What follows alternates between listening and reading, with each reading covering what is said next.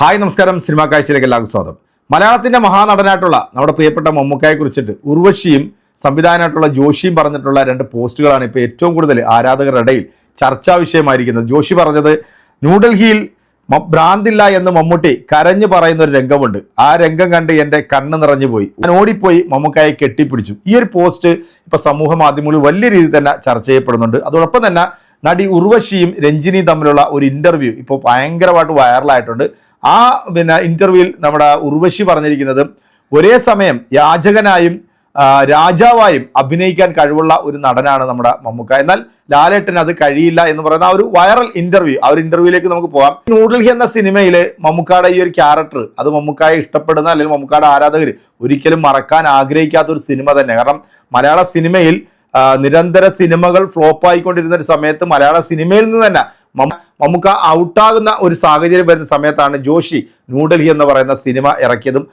ആ സിനിമ തിയേറ്ററിൽ റിലീസ് ചെയ്തതിനു ശേഷം മലയാള സിനിമയിൽ അന്നേ വരെ പറക്കാത്ത പല റെക്കോർഡുകളും സൃഷ്ടിച്ച ഒരു സിനിമയാണ്. അതിനുശേഷം ഇങ്ങോട്ട് വന്നിട്ടുള്ള ഒട്ടുമിക്ക സിനിമകളും വമ്പർ സൂപ്പർ ഹിറ്റുകളാണ്.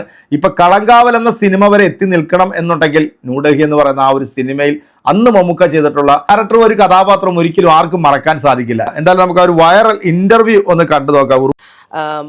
മോഹൻലാൽ ഓർ മമ്മൂട്ടി അഭിനയിക്കാൻ കൂടെ മോഹൂട്ടി കുഴപ്പിക്കുന്ന ചോദ്യം. അല്ലാതെ ഞാൻ കണ്ടപ്പോ ഞാൻ തന്നെ ഇത് ഏറ്റവും കൂടുതൽ ഞങ്ങൾ എല്ലായിടത്തും ചോദിക്കുന്ന, ബിക്കോസ് ആരും പറയില്ല ചേച്ചി. അല്ല, എന്താ അറിയോ, എന്താ റെയിൽപാളം എന്ന് പറയുന്നതിന് ആ രണ്ട് സംഗതി ഇല്ലെങ്കിൽ പറ്റൂ.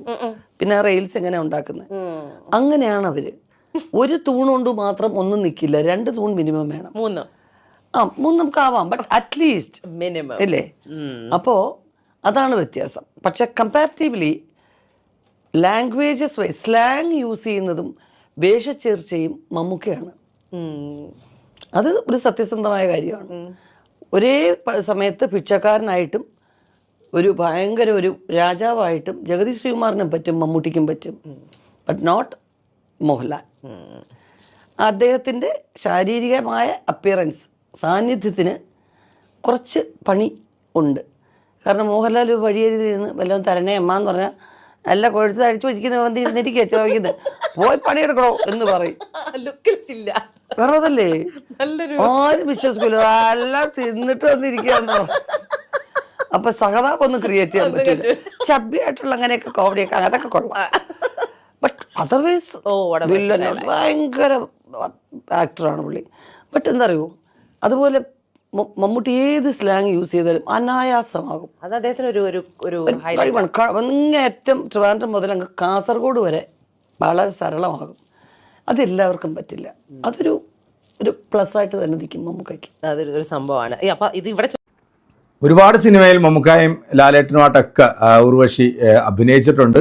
ഒരു കാലത്ത് ഉർവശി എന്ന് പറയുന്ന ഒരു നടി കഴിഞ്ഞിട്ട് മറ്റൊരു നടിയെ തന്നെ ഇവരുടെ സിനിമകളിൽ കാസ്റ്റ് ചെയ്യത്തുള്ളായിരുന്നു. എന്തായാലും ഉർവശിയുടെ ആ ഒരു അനുഭവം വെച്ചിട്ട് അല്ലെങ്കിൽ ഉർവശിയുടെ ഒരു എക്സ്പീരിയൻസ് വെച്ചിട്ടാണ് മമ്മൂക്കായ ലാലേട്ടനെ കുറിച്ചിട്ട് ഇത്തരം ഒരു പരാമർശം നടത്തിയിരിക്കുന്നത്. കാരണം ഒരേ സമയം പിച്ചക്കാരനായും രാജാവായിട്ടും ഒക്കെ മമ്മൂക്ക എന്ന് പറയുന്ന ഒരു നടന് അഭിനയിക്കാൻ സാധിക്കും. അതുപോലെ തന്നെ തിരുവനന്തപുരം തൊട്ട് കാസർഗോഡ് വരെയുള്ള സ്ലാഗുകൾ ഏറ്റവും കൂടുതൽ അനായാസമായി കൈകാര്യം ചെയ്തിരിക്കുന്നത് മമ്മൂക്ക തന്നെയാണ്. അതിൻ്റെ ഒരുപാട് സിനിമകൾ, ഇപ്പോൾ രാജമാണിക്യം സിനിമ ആണെങ്കിലും പുത്തൻപണം ആണെങ്കിലും പ്രാഞ്ചിയേട്ടനാണെങ്കിലും അങ്ങനെ മലബാർ ഭാഷ ആണെങ്കിലും, അപ്പോൾ എല്ലാ ലാംഗ്വേജുകളും വളരെ അനായാസമായിട്ട് പെർഫോം ചെയ്യുന്ന ഒരു നടൻ തന്നെ. ഇപ്പൊ കറുത്തപക്ഷി എന്ന സിനിമ, അതുപോലെ തന്നെ മൃഗയ, പൊന്തൻമാട, വിധയൻ, വടക്കൻ വീരത വേഷങ്ങളിൽ തന്നെ വളരെ വ്യത്യസ്തമായിട്ടുള്ള സിനിമകൾ ചെയ്തിട്ടുള്ള ഒരു നടനും നമ്മുടെ മമ്മൂക്കാന്. ഇപ്പൊ ഏറ്റവും അവസാനം കളങ്കാവൽ എന്ന സിനിമയിൽ നമ്മളെ ഞെട്ടിച്ചുകൊണ്ടിരിക്കുന്ന ആ ഒരു ക്യാരക്ടർ വരെ എത്തി നിൽക്കുന്നു. 465 സിനിമകൾ മമ്മൂക്ക ഇതുവരെ ചെയ്തിട്ടുണ്ട്. ആ സിനിമകളിലെല്ലാം വളരെ വ്യത്യസ്തമായിട്ടുള്ള സിനിമകൾ തന്നെയാണ്. എന്നാൽ മലയാളത്തിന്റെ ഒരു നാണയത്തിന്റെ ഇരുവശങ്ങൾ തന്നെയാണ് ലാലേട്ടനും അതുപോലെ തന്നെ മമ്മൂക്കായും. അവർ രണ്ടുപേരും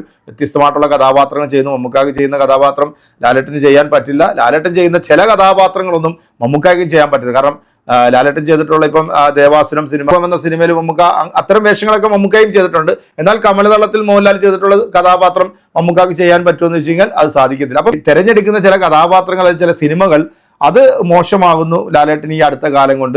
മമ്മൂക്ക അതിൽ നിന്ന് വളരെ വ്യത്യസ്തമായിട്ടുള്ള കഥാപാത്രങ്ങളും സിനിമകളും തിരഞ്ഞെടുക്കുന്നു. ഉർവശിയുടെ ഈ ഒരു ഇന്റർവ്യൂ ഇപ്പോൾ വലിയ രീതിയിൽ തന്നെ ചർച്ച ചെയ്യുന്നു, വലിയ രീതിയിൽ തന്നെ വൈറലാകുന്നുണ്ട്.